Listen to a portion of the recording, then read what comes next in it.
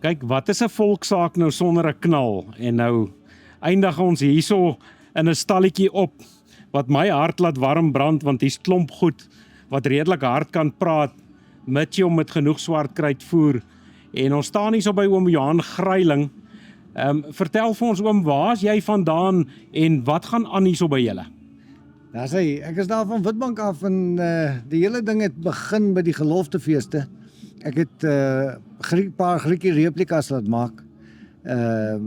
By Nick wat nou daar so onder die hoed wegkruip, hy het 'n gietery daar in Witbank gehad en toe het ek nou die eerste Griekies daar by hom gemaak. En dit was nou net hier na 93 toe die wetgewing nou verander. Toe word voorleierkanonne toe nou vrygestel van lisensiering en so meer. Nou toe begin ons met die Griekies, dat die geloftefeeste daarin weer kan dreun. En toe is daar 'n geweldige kruitprobleem. Toe moet ons begin ons eie swartkruit vervaardig en dit was nou 'n verskriklike storie want hulle het ons toe nou verplig om by Unisa swartkruit in Engels nogal te gaan moet studeer. Nou ja, toe moet ek nou eers swartkruit plofstofbestuur in Engels gaan studeer by Unisa. En toe ons nou daarmee klaar, toe loop die ding nou baie mooi, want nou het ons die kruit, en nou giet ons die kanonne maar self, en ons bou maar die dinge, en ons hou die ding aan die gang. Ek onthou nogal die Sanadex krisis. Dit was nogal 'n groot krisis toe mens die goed het wat jy mee kan speel, maar jy het nie die goed wat hom kan laat werk nie. Dit het ons soos met meeste krisisse het ek gehoor daar was weer een of ander politikus betrokke en waar hulle mos hulle vingers insteek, is dit gewoonlik 'n gemors. Maar ek sien hier's nou 'n paar kanonreplikas. Het hulle nou 'n storie hierso, die kanonne wat oom hulle hierso uitgestal het? Ja. Die is nou ons moes hierdie ene nou bou van vir Bloedrivier, want daar was ten minste 2 kanonne by Bloedrivier. Die een was nou Griekie en Weeskind.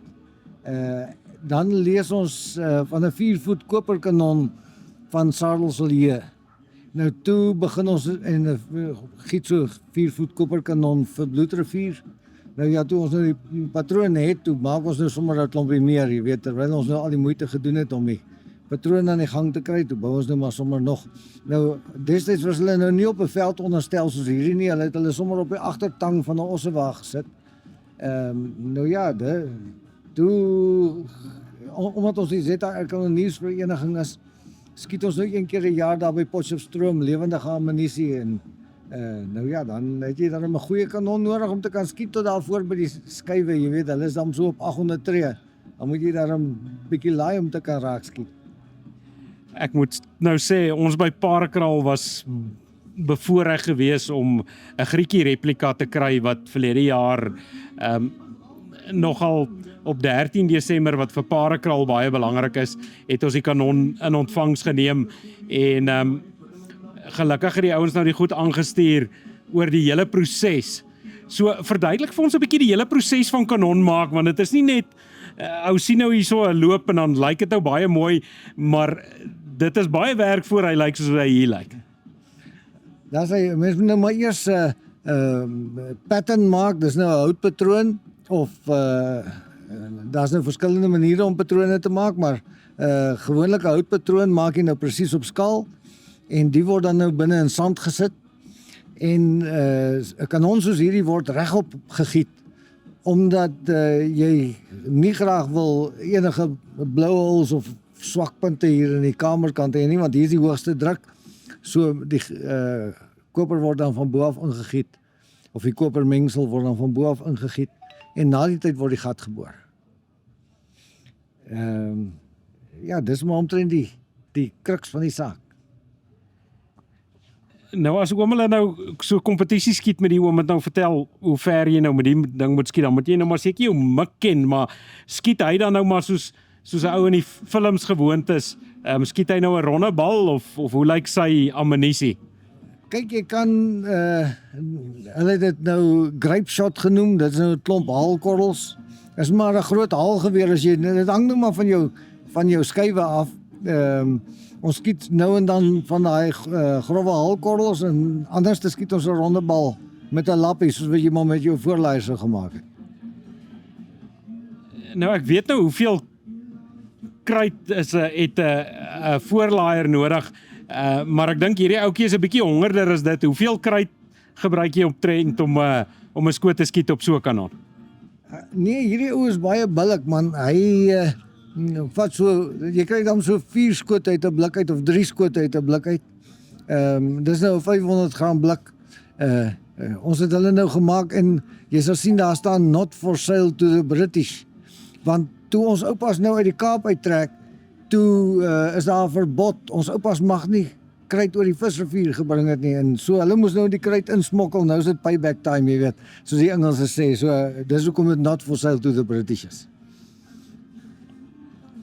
Oom, ek het nogal lekker gelag toe ek dit die eerste keer sien, as mens nou daai geskiedenis ken. Hulle het ons nou gesê ons is drosters onder die koning uit. Hulle dink ons almal moet hulle koning ter wille wees. Hulle ken toe nou nog nie die Harregat boere nie en toe probeer hulle ons nou breek op alle plekke, maar ek moet nou sê as ons 'n bietjie hierdie kant toe, voor ek nou geweet het van oom Johan die kanonier, het ek geweet van oom Johan se meel. En oom se meel is ook in 'n baie unieke sakkie. Ek gaan een net so regop sit. Wat is die storie agter oom se meel?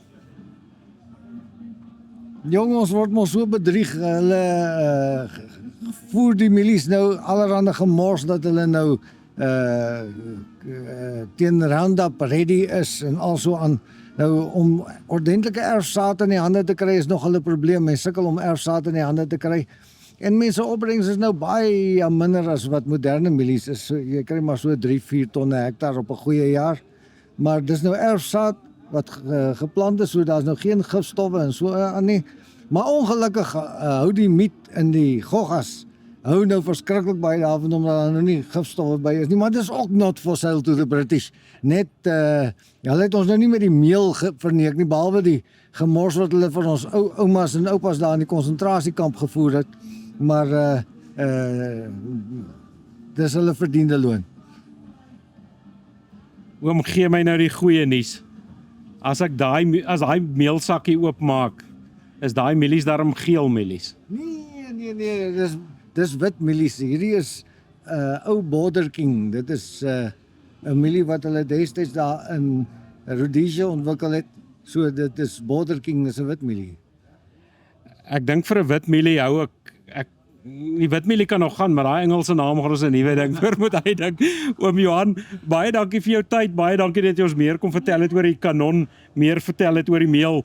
Hoe maak ouens om jou meel in die hande te kry, want ek dink baie ouens sal wil pap maak met iets wat nie 'n mielie is wat so gepeter mee is dat 'n gogga hom nie eens wil vreet nie. Nee, hulle moet my maar soek jong. Ek is daar in Witbank.